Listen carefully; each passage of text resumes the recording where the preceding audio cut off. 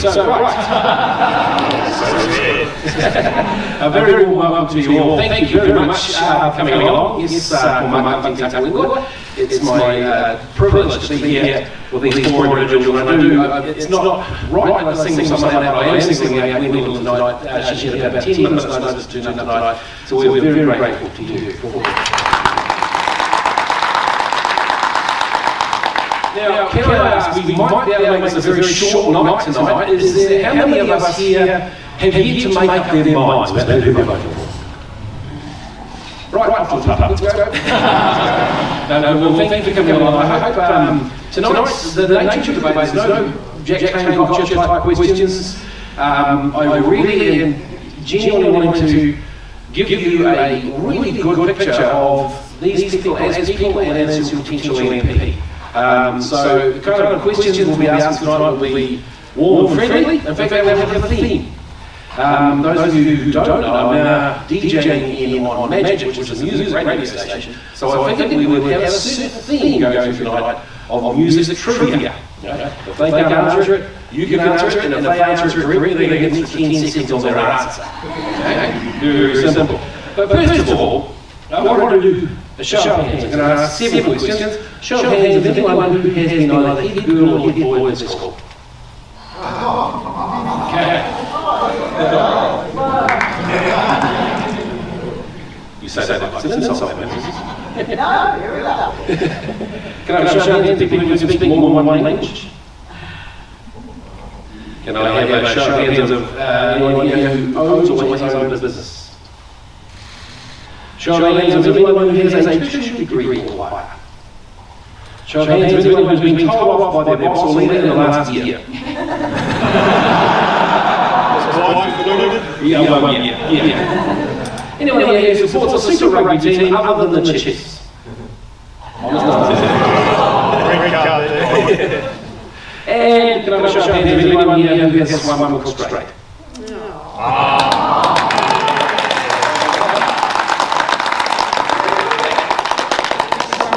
When did you swim cook straight? How did that come about?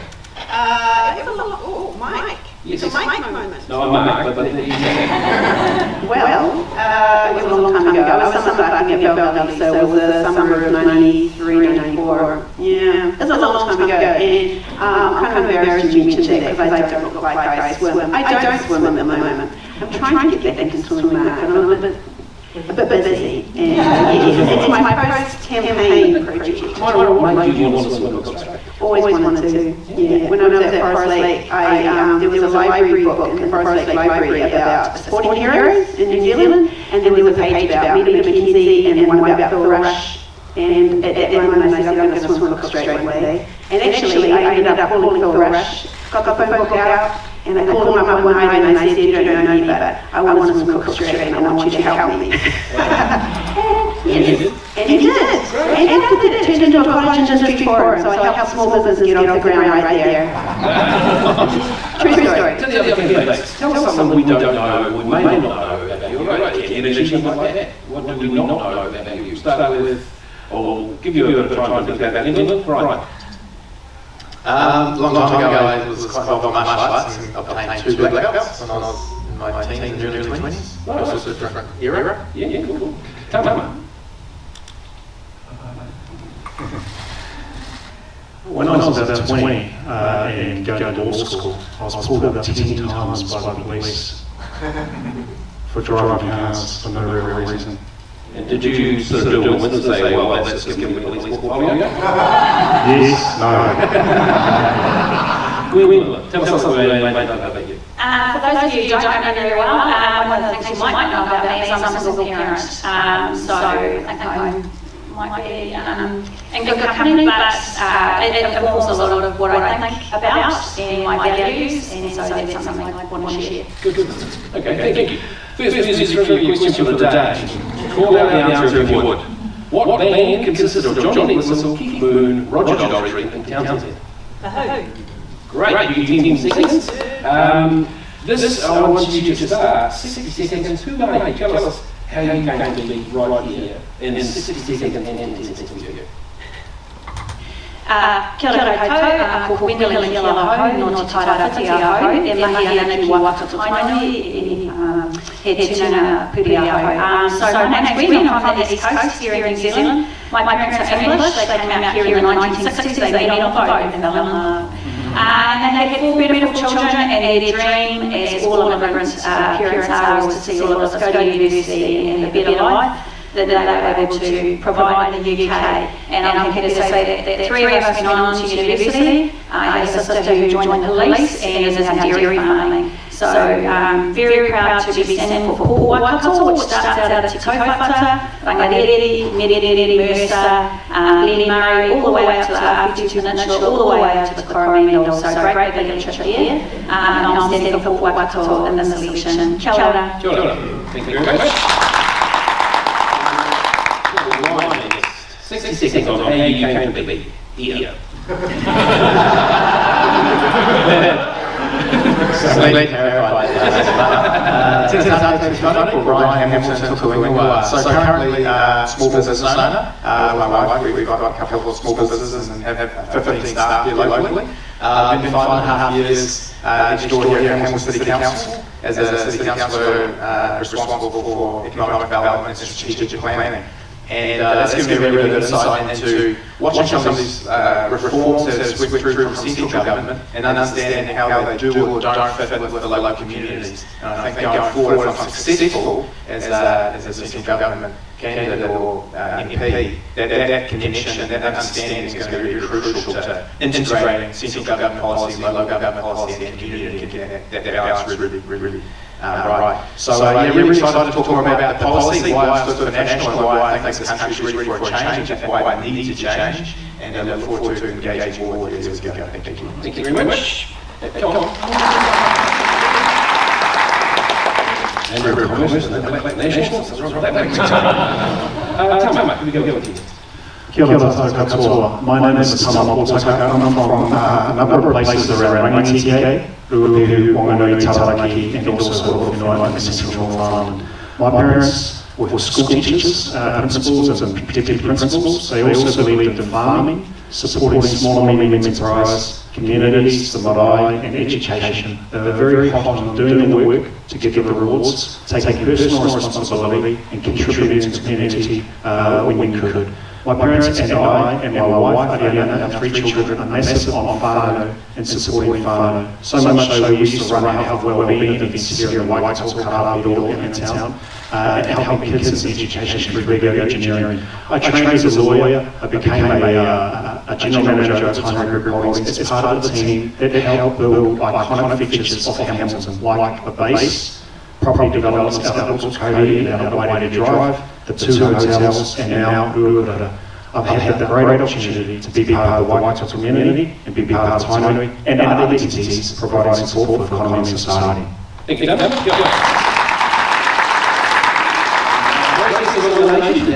Myra. Kia ora koutou. My name's Myra Williamson. I'm a local, so I was born and raised in Hamilton. I grew up on Ulster Street. I went to Forest Lake, Motor and Fraser for 4 years. And the vice principal said I was going to be the head girl, but I left at the end of 6th form. I got into law school and I left it, went down to Otago a year earlier. I spent 5 years at Otago, did a conjoint LLB BA in politics, came back up to Hamilton. I got admitted to the bar here, practiced law here at Faith Hammond. Had my first son and then couldn't continue practicing, so I pivoted to academia, went up to Te Parenga Faculty of Law, got a master's in law and then a PhD in law. So my PhD is in public international law and got my book published on terrorism, war and international law. So I've been passionate about law and about my community for a very long time.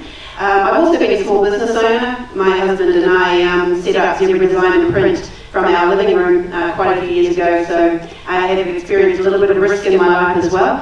I have 3 kids, 23, 20 and 11, and I'm standing for Labour because I believe in everything that Labour has delivered, and I have absolute faith in what they can deliver for my community and for New Zealand. Kia ora.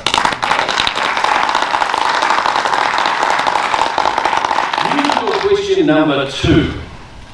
I'm thinking of a song, it came out in 1973 by Bachman Turner Overdrive. It started off being called White Collar Worker. Originally it was working title. Taking Care of business. You get the next 10 seconds, taking care of business. What are the key issues facing, you get to go first for that too. What are the key issues facing small businesses, especially in the Waikato, specifically under 5 million revenue and staff of under 10 employees? Myra. Kia ora. So I have some notes, but I'll try not to look at them. Well, of course, there's a lot of small businesses. 97% of all businesses are small businesses. So the concerns of small businesses are not going to be the same across all of them. They're going to be different depending on what area they're in. If they're in the retail area, then security and crime might be the key issue. And in that space, Labor has delivered a lot of recent improvements, such as fog cannons and so forth, and extra police. But I think probably one of the major issues is getting paid on time. And Labor has passed a law in that area, the Digital Payment Practices Act, which means that larger businesses have to disclose how they're going to pay their smaller businesses on time, because cash flow is probably one of the biggest problems facing small and medium enterprises. So that legislation was asked for and was delivered, and I'm really proud that Labor is helping small businesses improve their cash flow. Thank you. Thank you.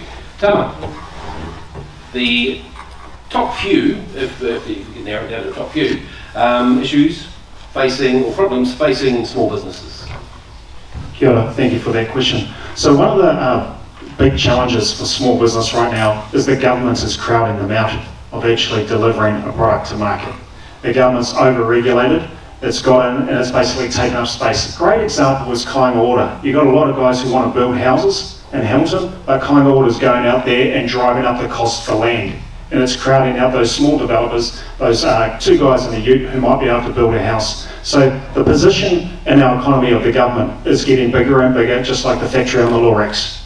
Whereas those small businesses that are trying to do good things in the community, they're trying to contribute to community growth and to economic growth, they're actually getting crowded out, whether or not it's Kāinga Ora competing for land or different agreements like the Fair Bay Agreement, legislation and other things that are weighing down on businesses. The immigration settings are not right. And what we've said is that we need to change those immigration settings to enable people like RSE workers and others to come in and actually supply people, employees for these businesses. Kia ora.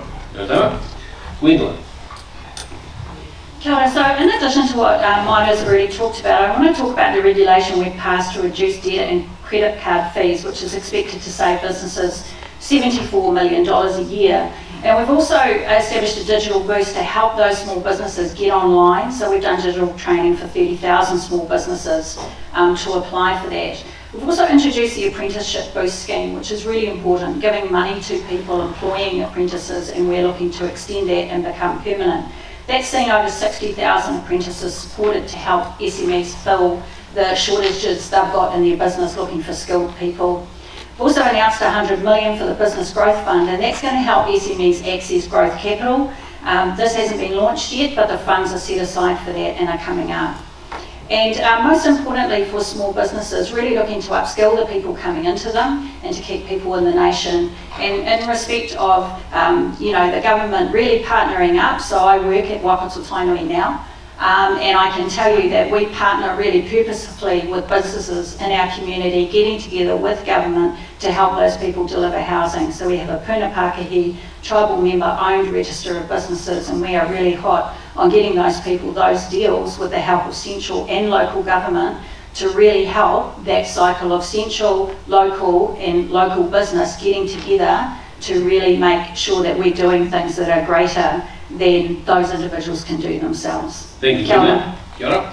And Ryan, the biggest problems facing small business. Thanks. Just to add to what Mark said, one of the other potential risks that Labor U-turned on was the job tax, where employees and employers would have to pay more for the insurance scheme. That'll no doubt be coming back. The other thing, I just talked this afternoon with Puja and Gaurav, who own the Hillcrest Tavern on the upstairs. They were victim of a robbery about this time 26 hours ago, where a guy came in and ripped the till out from them, and they've got all the evidence that was supplied to the police, and the police knew him straight away. But when you have policy that says, let's reduce the prison population by 30%, then you're going to get an increase in crime. And that's what we're seeing, just an unprecedented increase in all sorts of aggravated assault and crime. And in talking to them, I sit down with them over the table and they said, you know, if you're on the unemployment benefit, you get $600 a week.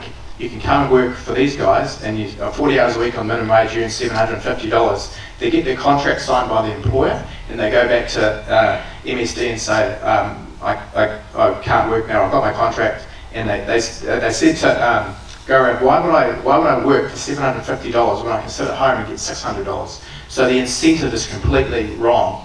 And the unemployment benefits gone up. Well, 57,000 job seeker benefits in the last few years. It's just out of control. And law and order, people want to feel safe in their workplace, and they currently don't. This is the 5th aggravated assault this couple have had, and the chap who was assaulted just came to from India 6 months ago, and he says, and the couple said, if this continues, we're going to Australia. And I tell you, you probably all experienced it. Everyone said, if this continues, we're going to Australia, because it's just not acceptable. It's not the New Zealand that we know.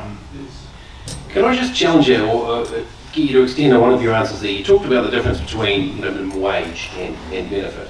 Okay. So are you suggesting increasing the minimum wage? What I'm suggesting is we all believe in a fair chance, and if someone falls off that needs support, they should be given a hand up for a period of time and a benefit, but not a lifetime dependency. If someone gets an unemployment benefit before the age of 20, they're likely to stay on that for 14 years. What National's proposing was welfare that works, and providing a job support person for that person to help support them into that role. And in fact, if they can stay in a role for 12 months or more, they'll get a $1,000 bonus. We're crying out for workers, and there's plenty of workers there. They're just not incentivised to work. Thank you. Can I ask you a question? Yeah, have a crack. Yes, we do advocate for increasing the minimum wage. And in fact, under Labor, we have increased the minimum wage every single year we've been in office. So it has gone up by $7 an hour. And that has made a massive difference to the families in Hamilton West and across New Zealand who earn minimum wage. And every single time we've increased the minimum wage so that people have more money to support themselves and their families, National have opposed it. So we do support increasing the minimum wage. I know that Ryan didn't answer that question. They will not be supporting it because they've opposed it every time. Thank you. Okay, I want to change tack a little bit here. What 1985 Talking Heads song is on the album Little Creatures? And the second line is, come on inside. We're on the road. Oh my God. We're on the road to nowhere. You are just nailing the music. I do not want to go first just because I know the names of the songs. Bad luck. And Right. also, Mark, I just want to say that I spoke the shortest there. Your 60 seconds has gone like... No, I'm doing the time. Yeah, that's unkind. Now, okay, all right. Well, you can nominate who goes first before I ask the question. Who would you like? No, it's okay, I'll go first. You will? Okay. Yeah. Speaking of making up your mind, where is your party at the moment on the Cambridge Pialeti extension? It is one of our 14 projects. So we have named 14 roading projects. David Parker made an announcement quite recently. So these are the roads of significance, and Labor will be funding the Cambridge to Pialeti road, and it will make a huge difference to driving from Hamilton to Tauranga, and So what we fully happened? support it. Why did it come off the table then? Well, it's on the table right now. It's on the list, and it will get built, and it will get funded by Labor. Yeah, I have David Parker's assurance about You that. having a crack at Ryan for not answering the question. Why wasn't it on the table for the last 6 years? Well, I haven't been in government, so my understanding is that there was some reprioritisation due to the unprecedented event of our lifetime known as the COVID pandemic. So there was some need to prioritise some projects over other projects. I don't know in particular why it hasn't been finished, but it is going to get built if you re-elect Labor, and it is one of the 14 roads that will definitely get built. I mean, you look like a Giselle at the starting gate. Isn't it ironic we're on the road to nowhere? The last 6 years we've been on a road to nowhere.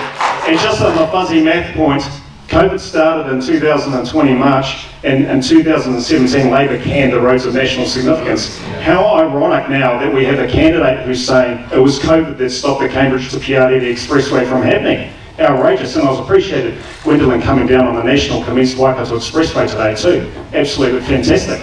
So we are absolutely supportive of reinstating the roads of national significance, not only in Cambridge to Piarere, which we will fully fund, but also the Southern Links Road, which has been a hot topic here in Waikato. And we have said that we will partially work with the council and partially support that and actually create the circle, the ring road, around Hamilton. That's what we are committed to, and that's what we've always been committed to. So what's the timeline? Well, the timeline for Cambridge to Piarere will be the next 2 to 5 years. So you can, so there's some designation happening there, and also in the Southern Links, again, the next 3 to 7 years. But that requires some of the councillors who are here today, Maxine, council to actually step up and help us deliver that awesome, inspiring project. Kia ora.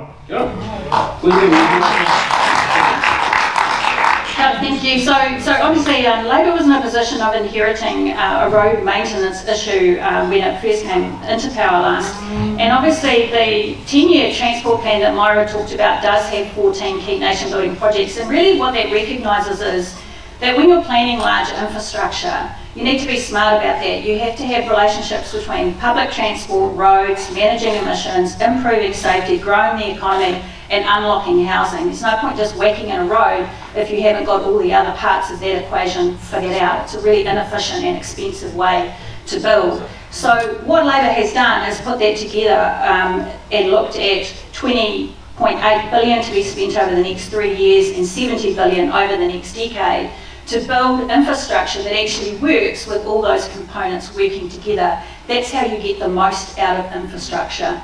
And obviously we're also looking at busways, rail and the rail connections across the upper North Island and within our transport corridor between the Golden Triangle of Auckland, down here to Waikato, over to Tauranga. That infrastructure all needs to be harmonious and work together to get the most out of it. So just whacking in a road is one way to do it, but the best way to do it is to get all that infrastructure working together.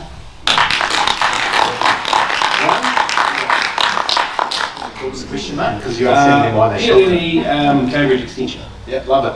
Yep. Why did they stop it? What was the question? That was the question. Well, I was just talking about roading then. I love it. I mean, we've proposed 14 new roads or roads of national significance and 4 public transport roads.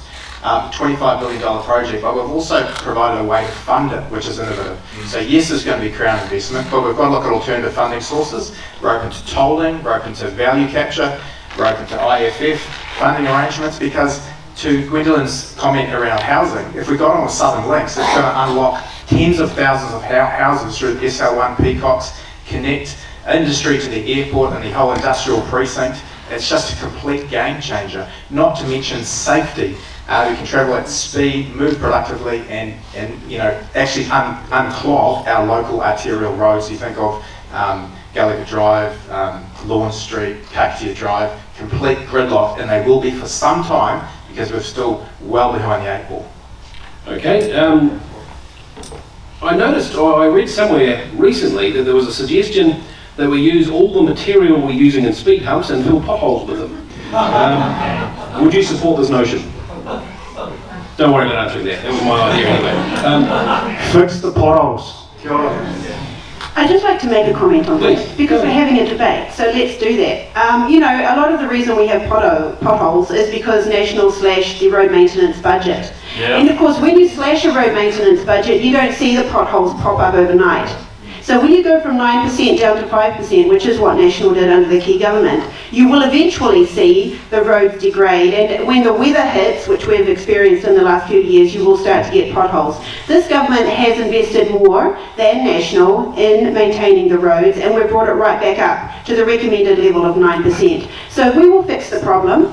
The other thing I needed to just push back on is the idea that the roads are all funded and everything's funded. We already know that National has got an unfunded plan. It's got an unfunded fiscal policy. They have a massive $500 million hole in their foreign buyers plan. Yeah. So there's going to be cuts. We just don't know where they're going to come from, right? Because you know that National's been asked to show us the numbers. You've seen Luxon's train wreck on Q&A. You've seen him say he's not going to provide any more information because none of you need to see the numbers. So there will be cuts. We just don't know if they'll be to roading or somewhere else. We're back to the exaggeration Olympics. What's happened here is that Labor has spent more money on consultants for a light rail in Auckland than fixing the potholes. A harbour bridge cycleway that's going on the road to nowhere, instead of actually dealing with the road issues that we do have. Now, you can talk about fiscal plans as much as you like, but when you get from 5 million to 105 million, 105 billion, 5 billion to 105 billion of debt, the only way that Grant Robertson and others are funding the ongoing society and economic issues we have is putting their money in a cookie jar that they don't have. And what we need to get back to is stop putting your hand in the cookie jar and then turning around and saying to people who are building small and medium and large businesses, we're going to take it off you. All right, we're going to move on.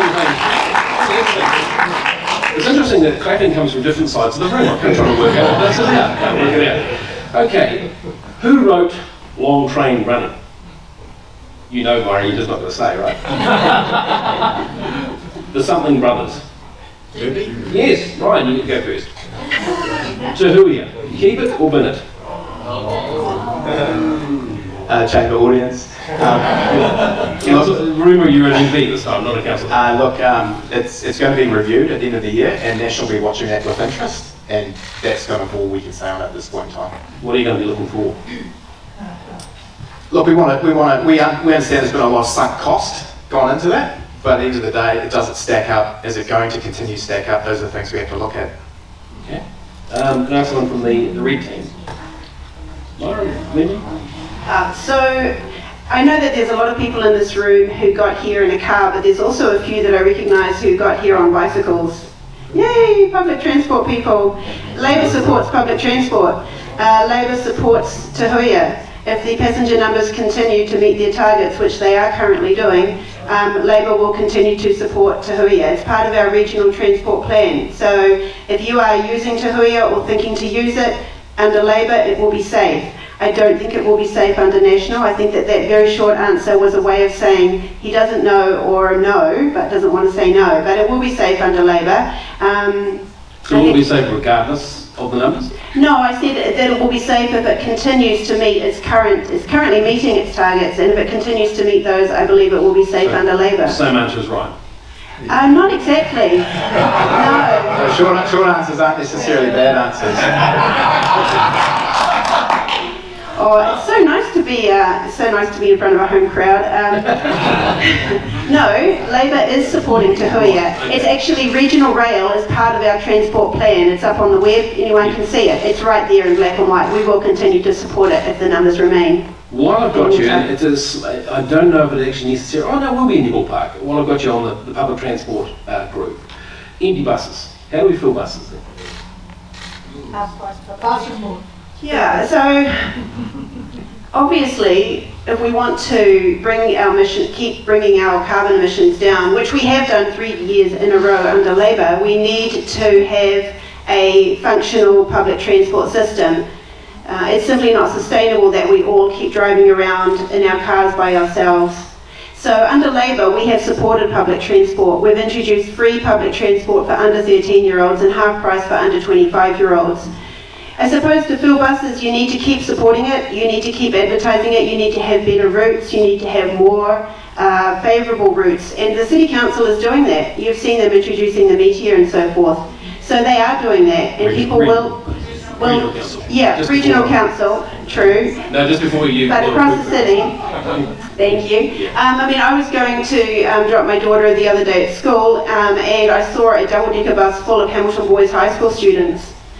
And you wouldn't have seen that a few years ago. And I thought to myself, all those people who knock public transport and have a go at Labor over it, they're actually benefiting from less congestion, because every one of those school kids is getting to school on a bus instead of in a single car journey driven by their mum or dad. Okay. So Labor will continue to support public transport. Thank you. And how do we fill the buses? Yeah, I was out human hoarding on Greenwood Street the other day, and there were 15 buses went past in half an hour. Ka-ching, zero number on them. 0 people. Absolutely underperforming. So I think we all understand that public transport is part of the transport options, but you can't stop people having a car and driving a car somewhere, even if it's to go and see their whānau in Raglan. Not enough buses out there, and there never will be, or down in Tokoroa, or a place like Ruapehu or Rangitiko, where I'm from. There's no bus going down there that's going to be convenient for me because I want to go and see my whānau along the way. And buses don't stop, half of them don't even have toilets on them. So I think we have to get back to reality and ideology. The National Party, we live in reality. Others, with the red shirts on down here, they're in puritanical ideology. We need to get back to what's real, and people have got to have choice on where they go, how and when. So Tama, I'll just drag that back to the... Sorry, can I answer the Te Huia question? Yeah, I will come back to you on that one. I just want to hold Tara to account on that one. You said, I asked you how you're going to fill the buses. It's not our job as a government to fill buses. That is not our role. It is not the role of government or even the councils to say, everyone get on the train for free because it's free, now go to Auckland. People have got to have choice, and that's when you get overreach, ultimately driven out of an ideology. Thank you. All right. Actually, it is the job of the government that signed us up to the Paris Agreement to get our emissions down. It is absolutely what we signed us up to. And Labour is committed to Te Huia. I can tell you in Port Waikato that our constituents up there are asking us that they want Te Huia to stop and go through there. They want that train route, they want to get on that train, they want to go to Auckland on that train. We are trying to build a Hamilton to Auckland corridor so this city can benefit from people coming down from Auckland to do their mahi. And when they come down here, we want more frequent services, we want services on a Sunday so that people coming down on Te Huia spend their money here in this city and our businesses here. It is absolutely the job of government to encourage people to get on public transport. It helps kids get to school, it helps people with the cost of living, it encourages a place where we get out of our cars. It is absolutely part of a government portfolio to do that. Well, next minute will be the government's job to tell you how long you can stay in the shower. Right. Music question. All right, here's a little cleanser. What's the next line of the song? Doctor, give me the news. I got a bad case of loving you. I just wanted someone to say that. Thank you. The Waikato Medical School. National has said it's all go. Where are Labour at that, on that?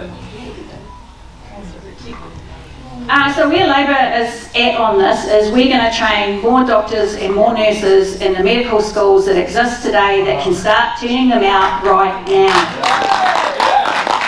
We could spend the millions and millions of dollars it costs to stand up a medical school to supplement the medical schools we already have. My sister is a doctor, she works up at the DHB, and she said, you know, actually we should just be pumping more people through medical schools now, so that's what we're going to be focusing on.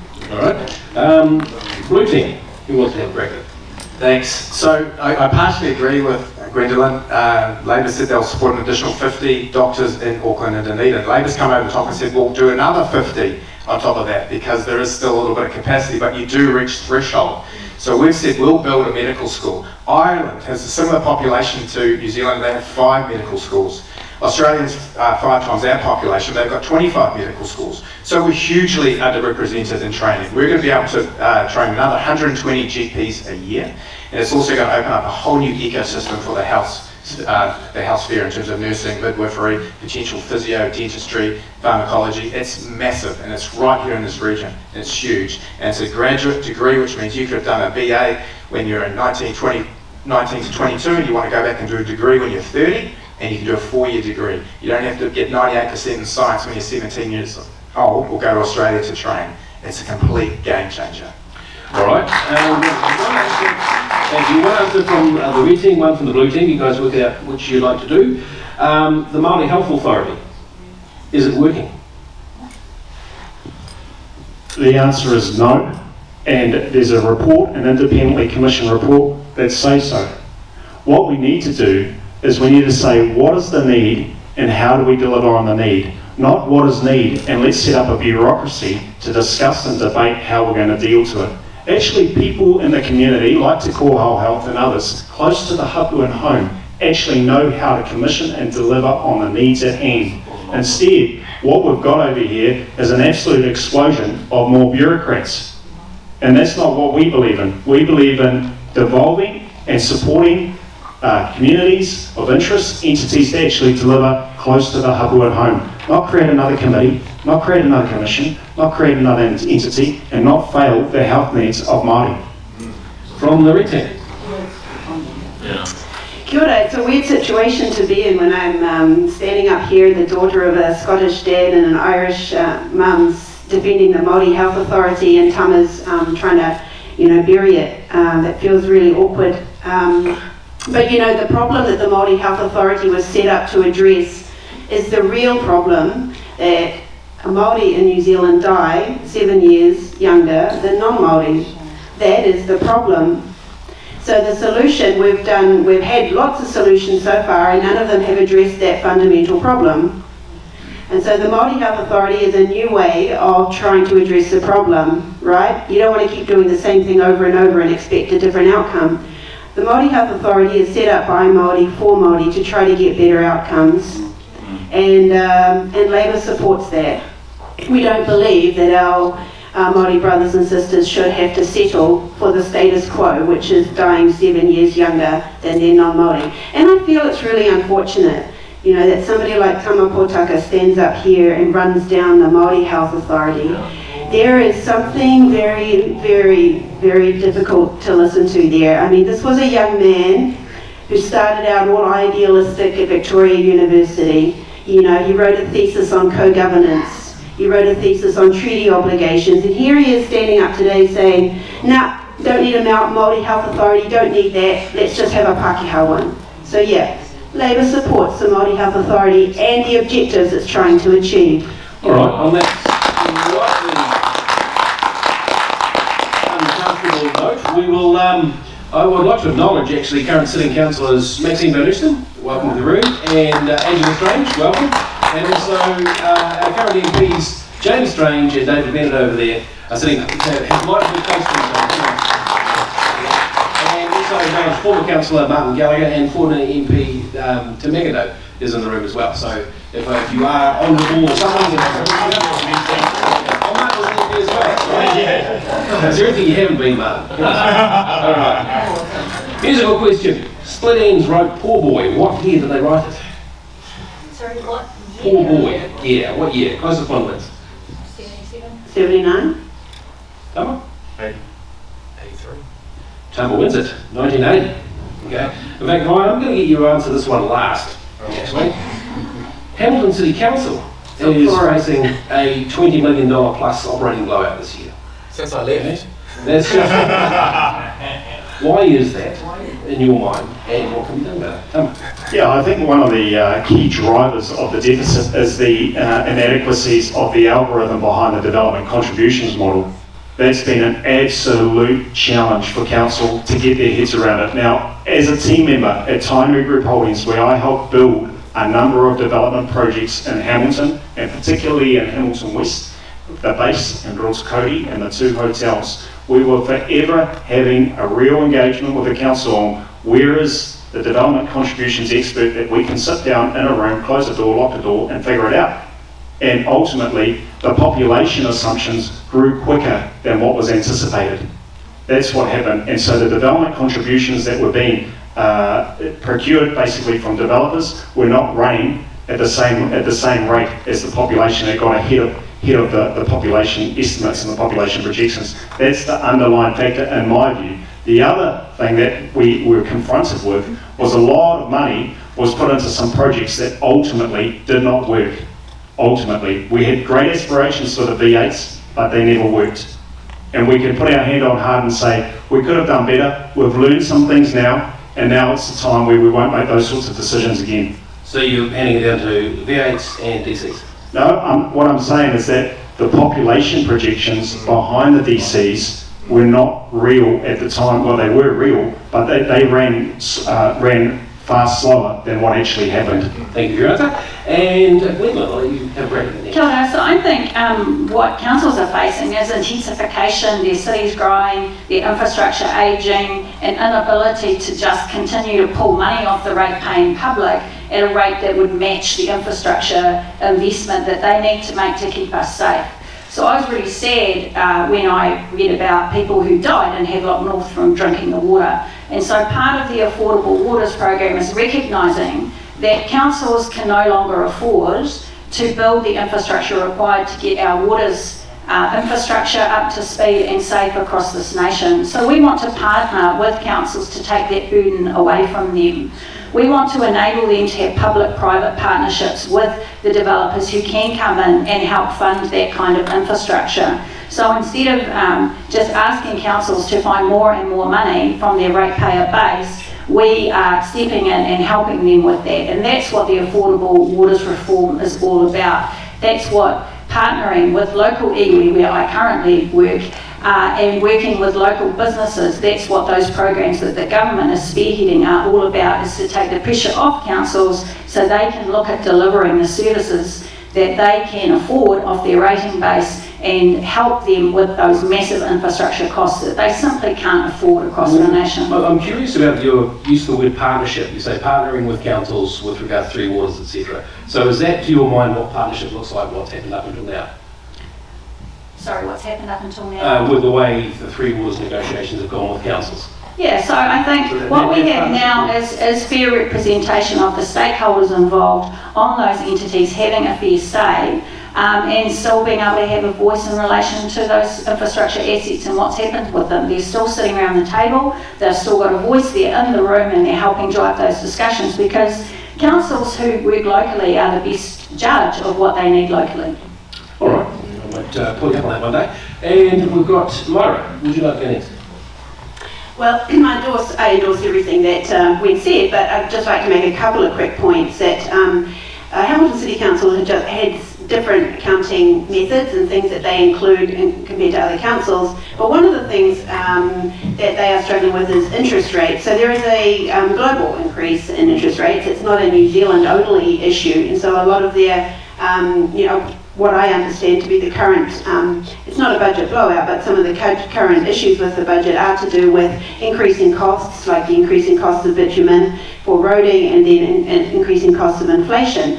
But on the latter point, what I would say is that our latest budget, the 2023 budget, wasn't a budget that was anti-inflationary. And when the budget was released, I remember the Reserve Bank didn't hike the OCR right after that because it was very happy with the 2023 budget that Grant Robertson put out. So we are taking measures to get inflation under control within New Zealand, and you can see that, and it will be back between the target 1 to 3 rate by the end of 2020.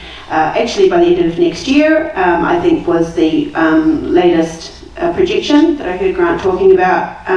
So once interest gets back down under control, that will actually help the City Council and other councils with the interest aspect of their budgets. All right, thank you, Myra.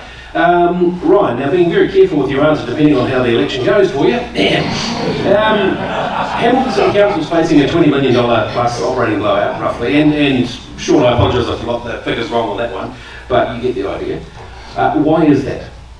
Look, I just have to unwind a bit of confusion from the previous speakers when they talked about partnership and having a seat at the table when they were going to strip us of our assets. In fact, they have put in motion from 4 entities to 10 entities, and then they talked about a seat at the table when we were going to have 24 councils around entity 2 in Tokoroa who had 50,000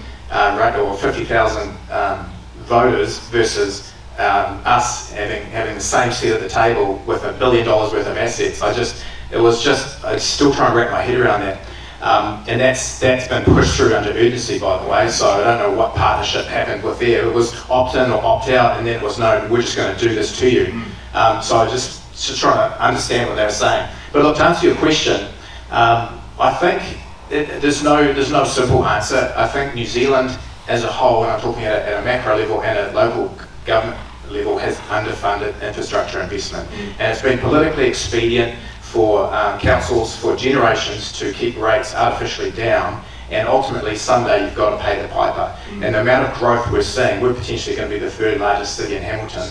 We've got to step up. We've got to step up and invest in infrastructure, and so there is a cost in that. But we also need to look at more funding tools, and Tama touched on rates and DCs.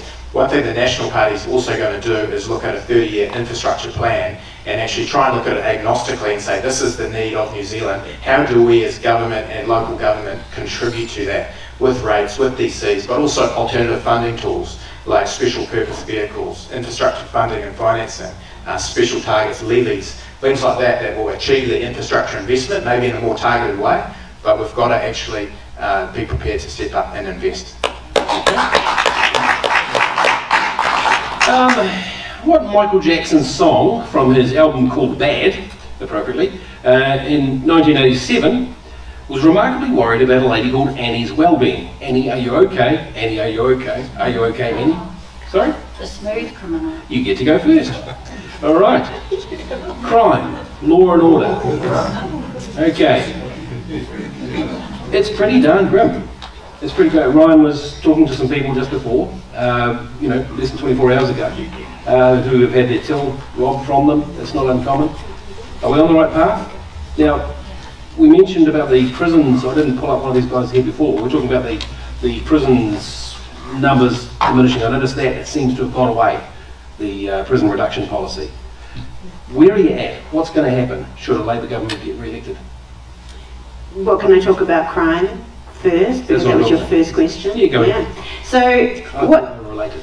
So So I made a few notes beforehand because, and I want to refer to them because I want to get this right. So there's a lot of misinformation out there about crime and about ram raids. Every ram raid is a bad ram raid and is unacceptable and is destructive to the people who experience it. So let me just say that right away. But there was an article in the Waikato Times just very recently, I think the 23rd of September. Police data shows that just one ram raid took place in the Waikato over August, mirroring a nationwide downward trend. So the tools and the tactics that this government has put in place to combat crime, and especially to combat that new trend of brazen retail crime, it's working.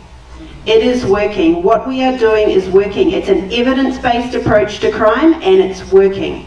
Because the evidence is that the that ram rates are going down. So nationwide ram rates are now at their lowest point that they've been since September 2021 when there were 4 in the Waikato.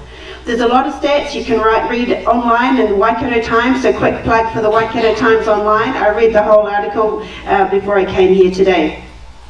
And one of the things that we have done is we have put in place a program for the young offenders committing those ram raids, and that is working. The Kotahi Te Whakaaro program is intervening and is putting young people who find themselves in this situation of committing a ram raid, is putting them on a different track. And I believe the statistic is 78% of those people, those young people, do not re-offend. Please do not fall for the misinformation campaign about the so-called boot camps. All right, the boot camps have been tried before and they didn't work, and Professor Gluckman has already told us that they do not work, and yet National still want to use them because it sounds good, right? It sounds good in a sound bite. Let's have boot camps, but they don't work, and Labor believes in an evidence-based approach to crime, and the evidence is that our approach is actually working. Okay. Ryan, I saw you champing at the bit there. Remind me of the question, otherwise I'm just going to rant. The question was a bit of a rant, actually, to be fair. Crime, law and order. Is it? Well, I'll let you to respond to that. Is it getting better? Look, I find it appalling, actually, that the candidate stays up there and says it's getting safer. I literally just came from Puja and Gaurav and Hillcrest. I've talked to Ash and Manish, who's been held at gunpoint. The dairies, the shop owners do not feel safe. It is out of control, and it is disgusting to say it's evidence-based and look at the facts. Go and talk to any dairy owner or shop owner in Hamilton East or Hamilton West. It's been called the ram raid capital of New Zealand. There's been a ram raid every 12 hours. The police are frustrated because of this 30% reduction in 30% reduction in prison populations, which Chris Hipkins has now thought, it's probably not a good idea. He's just flipped on that. It's just driven these anomalies, and judges are not throwing people into prison and sentencing appropriately. National has said they're going to maximise the cap on sentencing to 40%, because someone can get 5 years, plead guilty, get a cultural report, and end up on home detention with an ankle bracelet and go around and around and do it again. It is out of control. People do not feel safer, and National has got an abundance of policy which is going to put an end to that. And I could talk about the boot camps, but it is based on a proven model. It's a wraparound service, it's an intervention and a complete circuit breaker in those people's lives, and there'll be far more support when those people are getting support. It's a complete game changer. All right. What's your name? So Labor is taking a multi-pronged approach to this. So Labor has put more police on the street than we've ever had in modern history, and we've got that ratio of police officers to citizens of this nation higher than it's been at any other time. And they're looking at getting tough on poverty because that's what's really driving this. We talk about getting tough on crime, we need to get tough on poverty. We need to get tough on what causes people to commit crime in the first place. We know that locking people up and throwing away the key doesn't work. If that worked, the United States would not have the crime rates that it has. We know that young kids need a wraparound response. We know that we have more police. We know they're more visible. We know that under National, 30 police stations were closed around this nation. And we are reaping the whirlwind, whānau. And so in terms of looking at our response rate, we have to look at the justice system. We have to look at poverty, and we have to look at the offenders in that system as people who require assistance, not just a punitive response. That we know, the numbers tell us, boot camps don't work. 80% of people re-offend. 6 years ago, Labor came into government. The police stations have been closed for 6 years. Why aren't they open now then? If that's an issue. There's a little thing called COVID and the cyclone response to get through.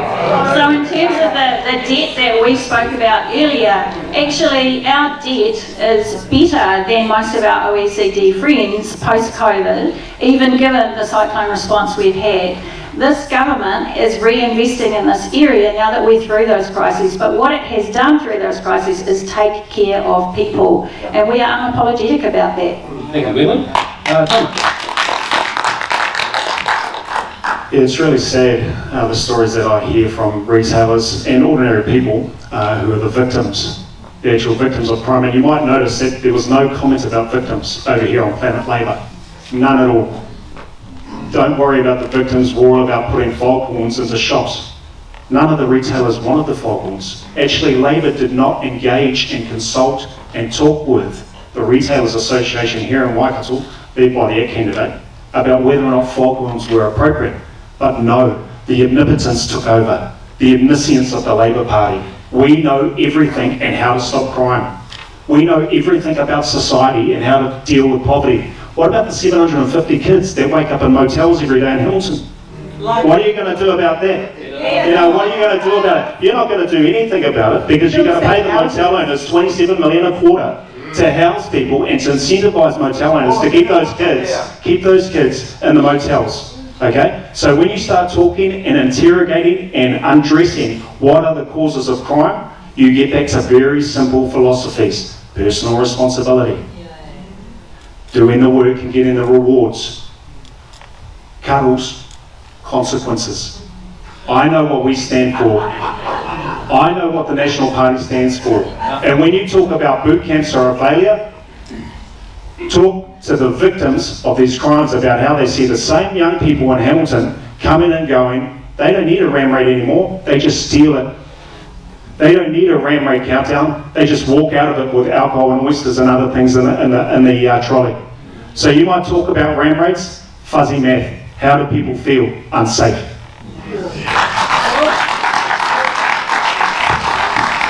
Back to the important questions.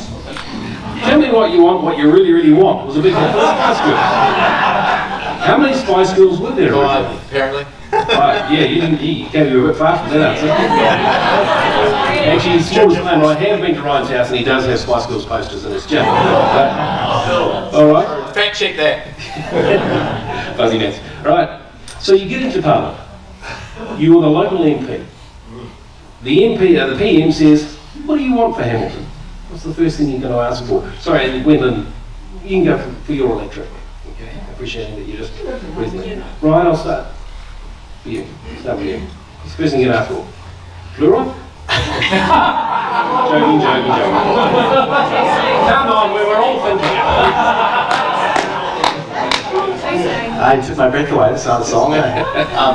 Look, Tama and I are really fortunate as candidates. National's put out some really good policy around, we've talked about the roading project, Southern Links and 4 lane to Piariti and the Waikato Medical School, which David's been campaigning on in Tim for a long time, and those are beautiful, wonderful things to come in and support. So I'll be continuing to advocate and make sure we deliver, because we're the party of delivery. But also, we're really excited about the opportunity to do city deals. So with potentially Simon Watts as Minister of Local Government, he's really keen on city deals. So what are the key enablers that can unlock catalysts to really take a city to another level in terms of growth, whether it's industrial, commercial, employment, housing.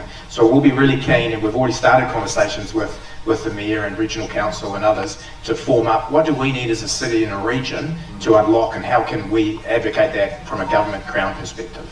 Okay, Gwendoline, now you're next. Kia ora. So for Port Waikato, one of the things that I'm really interested in is the H2A corridor. So that's the corridor between Hamilton all the way up to Auckland, going through my beautiful electorate, and looking at lots of transport options through there. I want to see people from Auckland being able to work down here. I want to see people from here being able to go up to Auckland, and I'm going to be pushing really hard for more stops on that train journey on the way through, for the roading projects going through and the infrastructure going through. Thank you. Tama, I know it happens often, the PM says, what would you like? But what would you like? Respect. Hamilton deserves respect. We are the absolute economic engine of this country, and we keep on getting sidelined at times by co-investment opportunities going elsewhere. We don't want the co-investment going to Tauranga and us missing out. We don't want the co-investment going to Georgie and us missing out. We need the co-investment, as articulated by my colleague over here, my learned friend, right, to deliver the things that we are committed to. Cambridge to Piariti, Southern Links, Waikato Medical School, Tauranga. Those are the things that we need in order to fire up the best place to grow up and grow old in New Zealand. Thank you, Tama. And Myra, the PM has invited you into his or her office and says, all right, what would you like for Hamilton? What's the first thing that would come out of your mouth? The thing I would like for Hamilton is a warm, safe, dry, affordable home for everybody.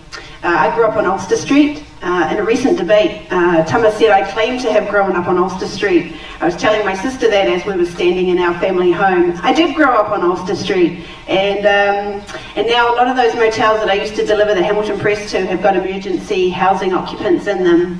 That program actually started under National, and it was because National didn't build state houses when they were in government for 9 years.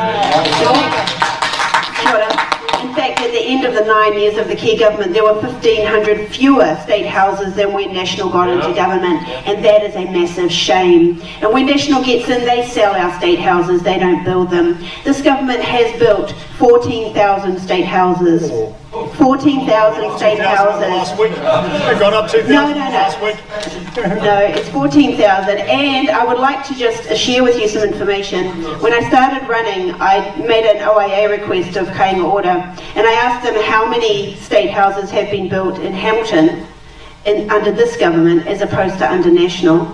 And I want to share this with you because evidence is what I'm all about, evidence-based policy. So under National, there were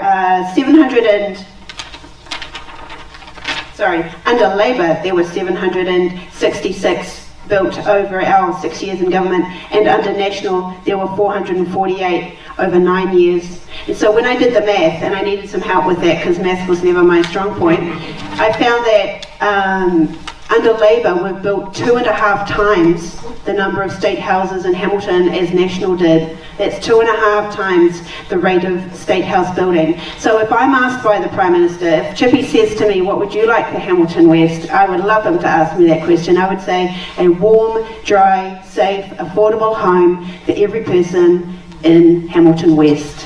Thank you. From me, and then I'm going to open up to the floor, and there will be questions. Thank you very much. No statements. Okay. I'm thinking of, and this is a personal question to each of you. And yeah, some of you may see it as slightly pointed. It's not intended to be. I'm thinking of a song, a stuttering song, like Benny and the Jets. You ain't seen nothing yet, but baby, you ain't seen nothing yet, by David Bowie. 1971, in fact plays the saxophone himself. What would be the stuttering song from that valley? You're absolutely right. Changes, all right? Changes coming. So, we're talking about changes and changing our mind. What party lines do you agree with? What party lines don't you agree with right now? Gwendoline. So the good thing about standing for a party whose values you believe in and that you have consistently believed in your life because you grow up in a family that was labour hard because your parents were public servants who were involved in the kind of social services we've been talking today. The beauty of that is you don't have these awkward moments where you suddenly find yourself out of sorts with your party. So I've lined up behind the party that reflects my values, that's the Labour Party. And the key thing I'm resonating with is I'm in it for you. And it's whether you are, whoever you are, Labour is interested in you. We're not interested in one particular segment of society. You can't run this nation like a company. It has the inconvenient thing of people in it, many of whom need a bit more help than other people, lots of whom need things provided for them that we may not find convenient or palatable. But that's what I'm most proud of for Labour, is that we don't leave people behind, because that's how you create social dissonance, and I want social cohesion so that we can move together forward as a nation.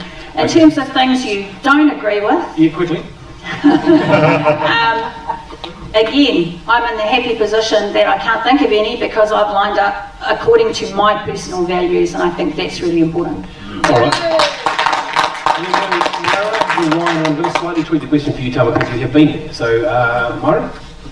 Yeah, I can't find a single policy in the Labour manifesto that I disagree with. I know that the retiring MP for National is throwing his head around all over the place. Maybe he's found some in his, but I was actually thinking about this recently, because I thought about Tama, and I was saying to myself, oh, Tama must have a hard time sometimes. He thinks back to that young student, you know, advocating for co-governance in local government, not only in central government, saying how councils and iwi could be on 50-50 boards. You know, remember that conclusion in your honours dissertation? Beautiful piece of work, 1999 Victoria University Law Review.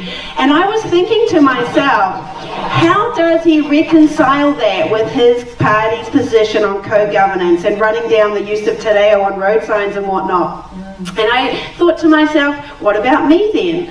What do I find difficult about Labour policies? And the answer is nothing at all. I agree with everything Labour is doing for this country. Kia ora. I'll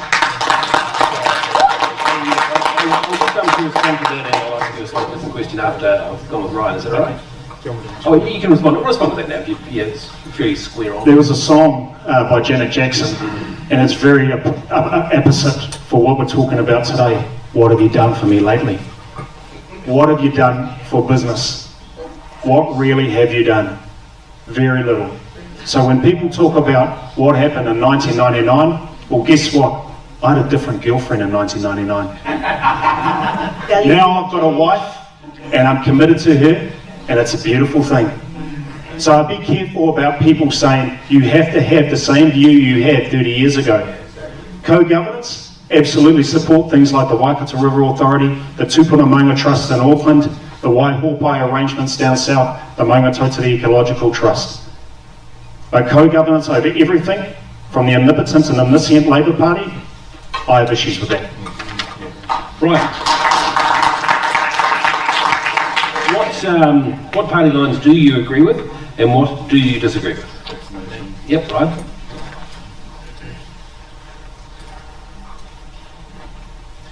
Look, it's all quite new to me, to be honest. The party's there's so much policy that's going out. A lot of it's actually not rocket science. It's actually quite pragmatic. Whether you look at the business, the economy, the environment stuff, to me it's just common sense, and so I'm quite aligned by that. In terms of trying to answer your question, I think there'll be nuances in there that, I mean, you know, I've got a local government experience and flavour, and some of the macro stuff around housing or infrastructure, I think maybe we could tweak. But hey, at the end of the day, I've got to get elected and get in there before I can, you know, have the same influence some of those things. So hopefully that goes some way to answering your question.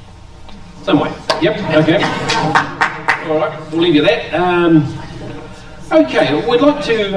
We'll open it up to the audience. We can take 2 or 3 questions brief questions. We'll start with Tony Bentley over there. The red side, you've been quite articulated about the roading solution as a holistic solution. Can you expand on why your party of the government doesn't see the housing solution as holistic? Because you keep leaning on Conga Road as the only solution to housing people. So what's your comments on private landlords and keeping them in the market and growing them? Okay, did everyone at the back hear that question? Great, thank you. Myra? Yeah, we'll just go with one answer from each side. Okay. Sorry, I don't know your name. What's your name? Tony Bentley. Tony. So private landlords do have a role to play in our market. But the thing is, what we really want to incentivise is private landlords investing in new builds, not buying existing housing and selling it to each other. And what we really want is first home buyers to be able to get into the market. So under this government, the market now has a 25% segment of first home buyers. And under National, you'll know it was about 15%. So we've put in place incentives to help first home buyers get into the market and buy their first home, and we've tried to de-incentivise people buying lots of properties at the cost of the first home buyer. So I was happy to speak at a Waikato Property Investors Association meeting. It was even a friendlier crowd than this one. I got booed at some points, I think, and somebody walked out. You haven't been friendly enough. No one's walked out on me yet. And those people were really upset about the Bright Line test, and they were really upset about interest deductibility. Those measures, pushing the Bright Line test out and taking away interest deductibility were two levers that the government pulled to try to give first home buyers a break and let them get into their first house. And I was talking to somebody who has 40 rental properties. He told me he owns 40 rentals and he was there complaining about government policy, why he can't buy more properties to rent. Most of us, including me, we would just like to buy our first home in Hamilton, and this government has managed to incentivise first home buyers into the market. There will always be a place for private landlords, but I'm really proud that this government has provided protection to renters. I'm a renter. I am eternally grateful for some of the changes that this government has made to rental law, and that will be overturned and changed if National and Act win. There are 1.4 million renters in New Zealand, and we are all worried about what National and Act will do to the renting landscape. Okay, thank you. I think answer for you, Tony. All right. Thank you. I'm really sorry, we only have time for one more question, which I hope will not be loaded. We'll go with you at the back. Yes, sir. Yeah. Yeah, hi, this is a question for Gwendoline. You mentioned earlier, my name's John Williamson. My day job is working in banking. I work with businesses who borrow money rather than the situation. And you mentioned around the business growth fund as available for businesses. I'm reading an article here, because I thought, I hadn't heard about that, who works in business. I read an article from 6 weeks ago on interest.co. Government's proposed business growth fund partnership with banks for investing in SMEs idling and slowly. The funding was announced in the budget in 2022. It was recommended by the New Zealand Small Business Strategy in 2019. It still hasn't happened. I work in the industry. I haven't heard anything about this, and you said that it's actually available. So can you shed some light on that for me? Yes, I can. So what I did say is the money has been put aside. So 100 million has been put aside, and it is in the fully costed plan that Labor's already produced. That will help SMEs access growth capital. So I did say it hadn't been launched yet, but the funds have been set aside. So there will be a launch for that coming. It is within Labor's fully costed plan that is already released. All right. Any idea when? I'm sorry, I can't give you a specific date, but I could get back to you on that. All right. Okay, look, I'm sorry there's no more questions, but the candidates are staying around, so please feel free to come up and challenge them, ask them whatever you like. What you don't know is that this debate has been judged. We have two of our esteemed debate judges here. One, Mr. Jamie Strange, and one, Mr. David Bennett.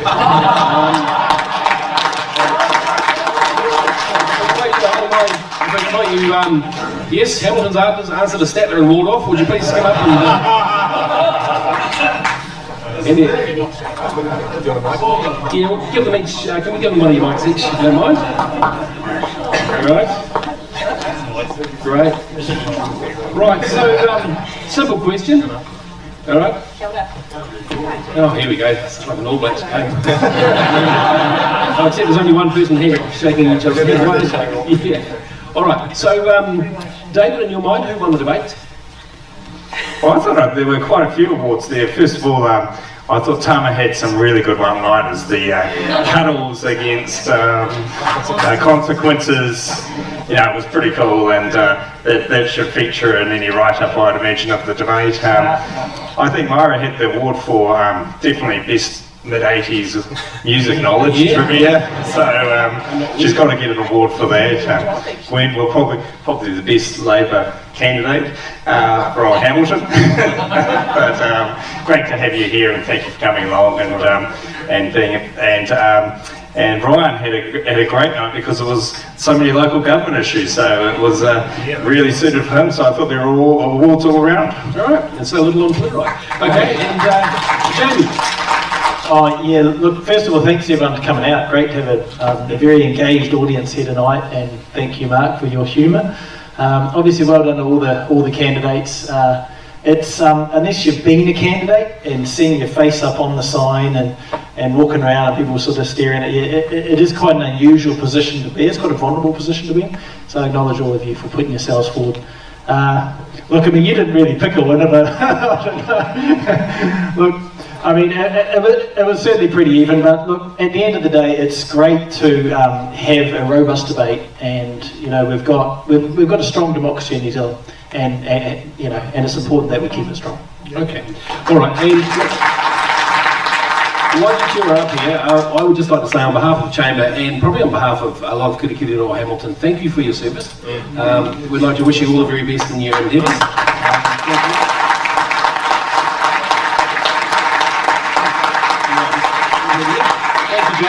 And thank you for tuning up tonight, all right? It was a tough gig. You've done well. The Labour one. All right, so it's time for wrap up. It's time for wrap up. All right, we will start from that end and go to this end. We will have 60 seconds each. All right. You may have noticed I actually haven't been timing all along. You've been sticking roughly to time anyway. So thank you for that. I appreciate the respect. Gwendoline, I'd like to give you 60 seconds, which I will be timing. Go. Kia ora. I want to thank everyone for coming out tonight. It's just an absolute privilege. I do recognise a lot of the faces in the room, so it's really nice to be here. It is my privilege to stand for the Labour Party. I do believe that my values are aligned and we are in it for you. I think that there are going to be a lot of things that we've come to rely on and respect and like disappearing from the face of our nation if our government changes. So I want to encourage all of you to think really hard about who's in it for you in this election and give 2 ticks to Labour.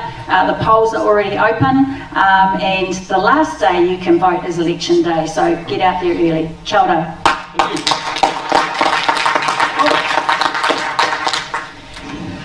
Thank you everybody for coming and listening. I want to say that it is a great honour to be selected for Labour, and I'm only here because the Labour Electorate Committee of Hamilton West have supported me. So thank you very much to all the members of the Labour Electorate Committee. We have about 50 people delivering flyers. We have 125 signs up across the city. We've been door knocking just about every night, and I just want to thank you all very much for your ongoing support. It's a completely volunteer-led campaign. We don't have much money. It's all done on a shoestring. We're not funded by the big end of town, as you know. So I am in it for everybody like me. I'm in it for renters like me. I'm in it for people who want to buy a first home like me. I'm in it for solo mums like me. And yeah, my last thing would be, if you've already voted, thank you. If you haven't decided who you're going to vote for, come and see me afterwards.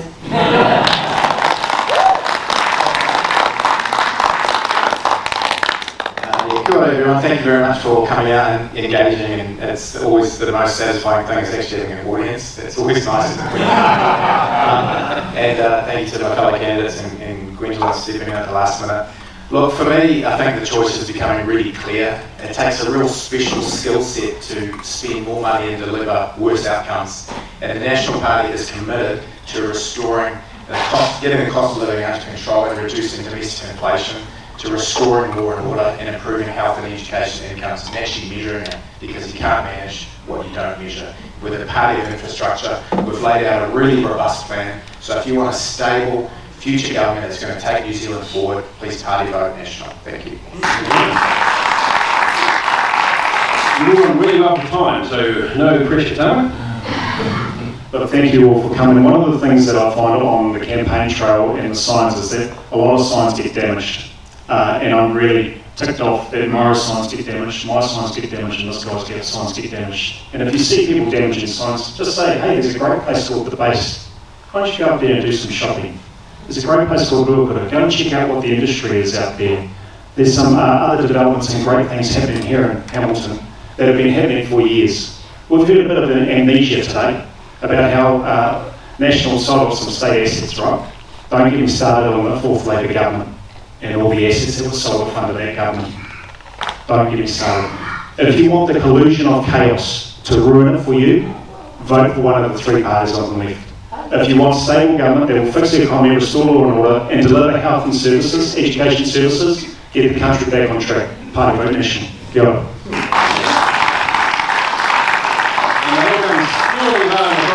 Line. Look, I apologise for the fact there weren't more questions from the audience. I apologise Tama, I never came back to tweet that question for you. But the fact is, we're out of time. The election is coming. Ladies and gentlemen, they've done a pretty sterling job tonight. I think you've got a pretty clear idea of where they stand.